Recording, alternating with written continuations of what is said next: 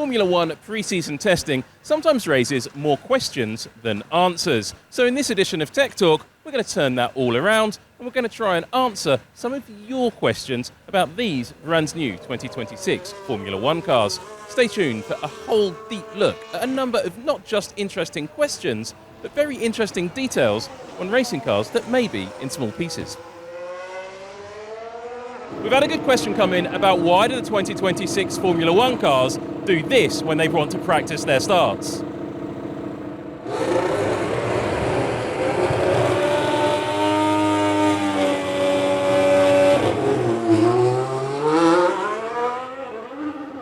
That high rev moment and that moment of the driver seemingly sitting there not really knowing what they're doing and revving the engine away is all to do with getting the turbo spun up as quick as possible and also getting the battery in the correct charge state to make a really good getaway off the start line. It's not simple in these new cars. It's a bit of a challenge for the drivers to get their heads around, and that's why they're all practicing it. Come Melbourne, they should, hopefully, all have it completely nailed down and be able to get it right, but it's a big thing they need to practice before the season gets going, because there is a big competitive difference. Now, some teams have tried to get the start sequence changed for the 2026 racing season, but that apparently has been blocked by this team, Ferrari, who don't have to rev the car for as long. Let's have a look.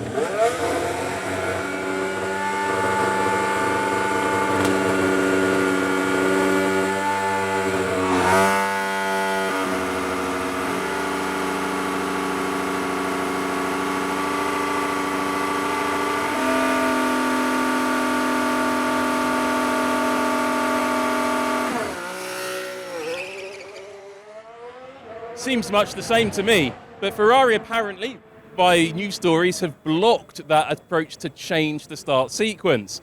And that's, the rumour is, in the pit lane, and I will stress that this is just a rumour, that Ferrari have found some way to spool their turbocharger up slightly more efficiently than other teams. And isn't that the glory of Formula One? That different teams have different abilities to be able to get their cars started. And these practice sequences with the different power unit manufacturers are all super important.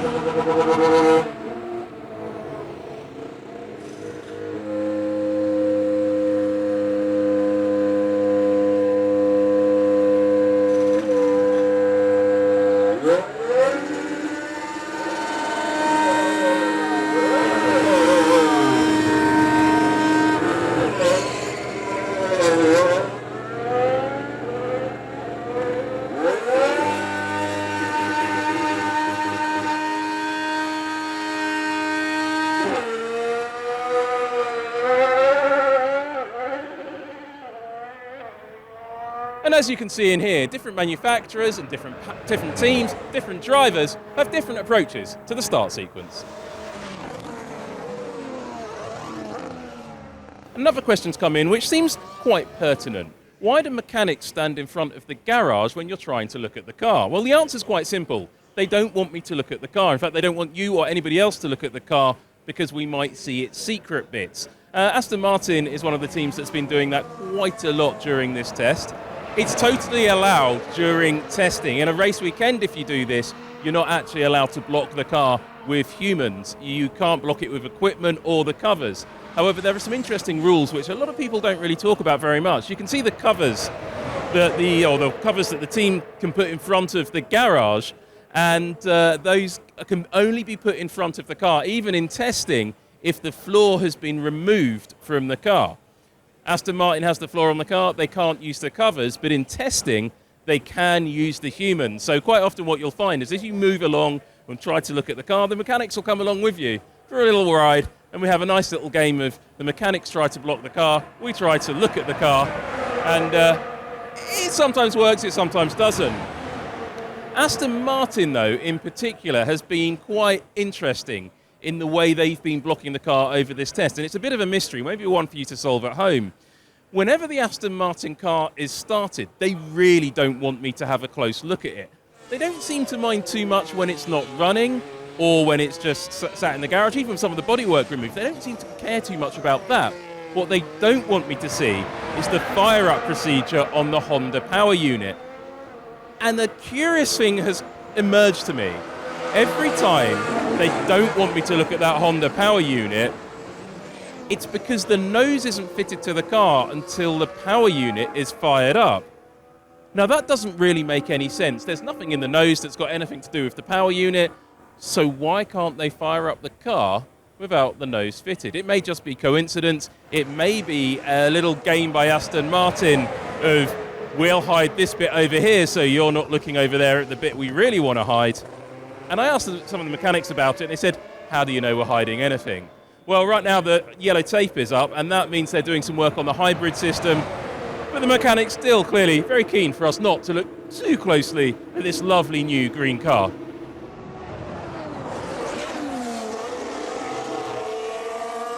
Now, we've had an interesting question come in about the V-Carb, the Racing Bulls car, particularly about its roll hoop, and could we have a closer look at the roll hoop and the airbox of the V-Carb? So come with me, Stephen, we'll have a look. Now, if you look behind the driver's head, you can see a very large intake. That's what we call the airbox of the car.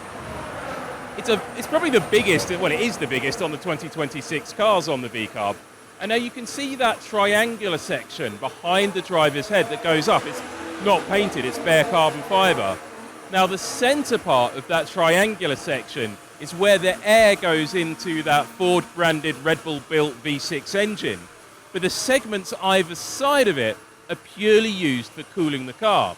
And that's what we call centerline cooling, because the team has relocated some of the cooling, the radiators, the heat exchangers that you see under the bodywork from the side pods into the center of the car. And when you look at the Racing Bull from behind, you can see the engine cover is pretty chunky behind that airbox. And that's because some of the coolers have been relocated from the side pods into the center line of the car. That raises the center of gravity height of the car quite considerably, and with this new generation of car, it could be a little bit harder to get that right, but it does have a trade-off. If you look at where there's still a fan hanging out at the side of it underneath the rear view mirror, you can see the side pod inlet duct. Now, by using centerline cooling, moving that cooling onto the center line of the car, it means those coolers can be taken out of the side pod, and the car doesn't need such big side pod ducts. And it can also have smaller side pods overall, perhaps a bigger undercut. Now, around the back of the Racing Bull, you can see there's a lot of rear floor exposed. It's quite hard to see from the front of the garage, but take my word for it, or look at some pictures we took earlier, and you can really clearly see that. So that's the use of the centerline cooling approach, and different teams take different levels of centerline cooling. And some teams, like Ferrari, are not using centerline cooling at all. They don't think the aerodynamic benefit of that sort of layout is worth it. Racing Bulls clearly do think it's worth it, but also you can perhaps judge that maybe the Red Bull Ford power unit requires a little bit more cooling than some of the other power units up and down the grid. It's hard to say, judged just on the cooling inlets, but it does look that way to me. A viewer in Maranello in Italy, can't think what they find there, has asked the question, without the MGU-H fitted to the engine, are the cars slightly louder? Yes, they are. But it's more than, are they slightly louder? Different cars have different volume levels when they come past you in the pits and past you on the track. So to address that, I think we should do a little bit of a scientific experiment. Now, I've got my phone out here and I've downloaded an app onto my phone that allows me to give you a slightly more accurate read on just how loud these cars are. So let's have a little look at the results and see who's got the loudest 2026 Formula One car, shall we? Well, the results of the noise test are in, and I can say with absolute certainty that the Audi is loudest. According to my probably not particularly well calibrated mobile phone, it's 1 decibel louder than everybody else, but notably the Audi stays louder for longer. Most of the other cars drop off in terms of their noise. The Audi doesn't drop off so much. The next loudest car, some people said, was the Red Bull. It's not. They're all about much of a muchness, around 90 decibels peak. Though the Ferraris are, and all the Ferrari-powered cars, like the Cadillac, are the quietest in the field. And it's quite interesting. I can't really explain why the cars have different volume levels, but I can just say that they do.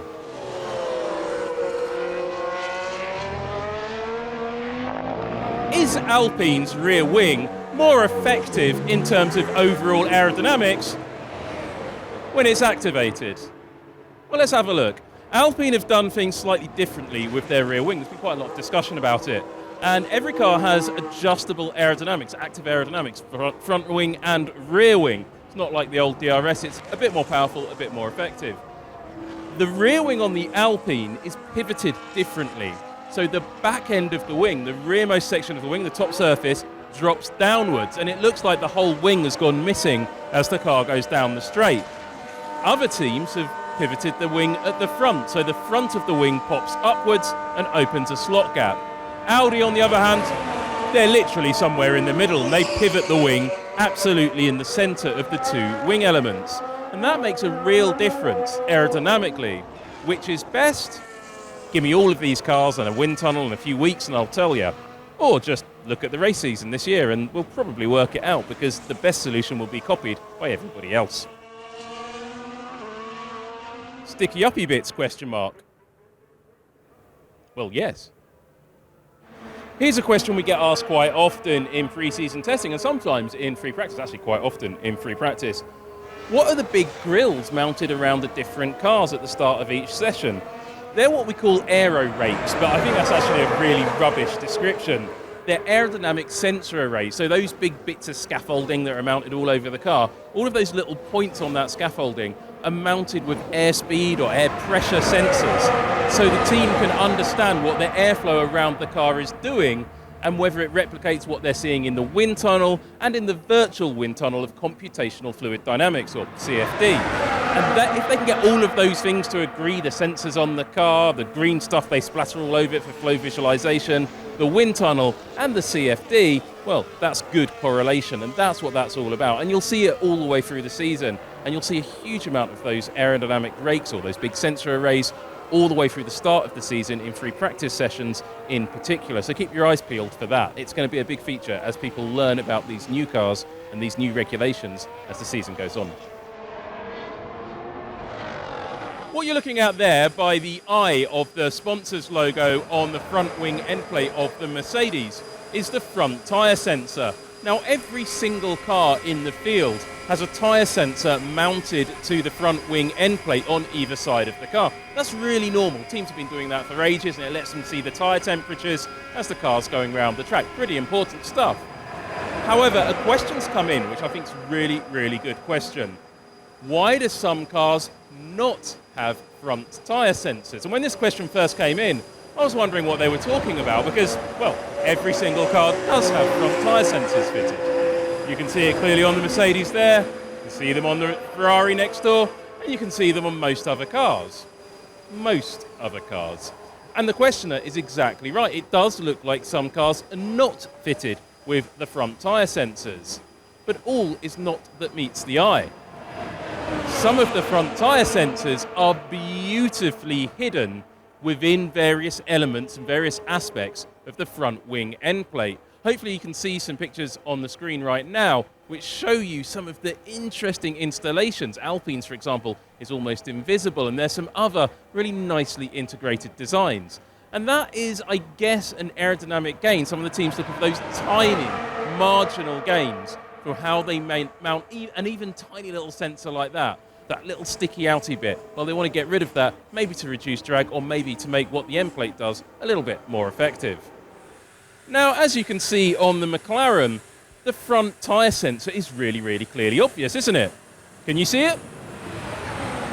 I can't either. That's because it's really neatly integrated into that upper aerodynamic element that sticks out.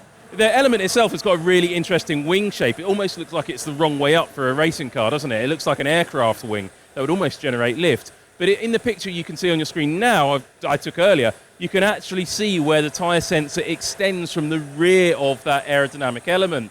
That's one of those interesting mountings for those tyre sensors that I mentioned earlier. But there are some really neat executions. Red Bull's got a nice design. Alpine's design for the front tyre sensor is absolutely gorgeous. And there's a few more up and down the pit lane. And I'm sure we'll be taking a look at those in a lot more detail as the season goes on. A really curious question has come in about the really curious nose shape on the McLaren. Not so much its shape, because that's all crash structures and aerodynamics, More, why do the team always blow a fan into the tip of the nose whenever the car's stopped in the garage? And the answer is really quite simple. If you haven't noticed here, it's quite hot here in Bahrain. We're in the middle of the desert, and it does get hot on a sunny day in the Middle East, and that's why they put the fan on the tip of the nose. It's not cooling down necessarily the car. The driver is inside that car, and behind that fan housing is a slot in the nose, which feeds cooling air to the driver. So when the car comes and sits in the garage, the driver's just got a nice bit of air flowing over him and stops his feet and lower portions getting a little bit too toasty in the car. Also, it might not hurt too much with some of the interesting electronic systems, the front wing actuator, and all the other clever gubbins that McLaren has around the front of the car. So it's just about keeping the driver cool, as well as maybe a few little bits under the bodywork cool as well, but mostly it's about keeping the driver cool. For now though, as we stand outside the McLaren garage and the sun sets not just on the Bahrain International Circuit, but on the first pre-season test here in the Middle East. There's another test to come up next week, but for now I think we're going to wrap up Tech Talk for this week. That doesn't mean we're wrapping up for the season. Oh no. No. We are only just getting started. And yes, we are also just spooling up our turbocharger as well.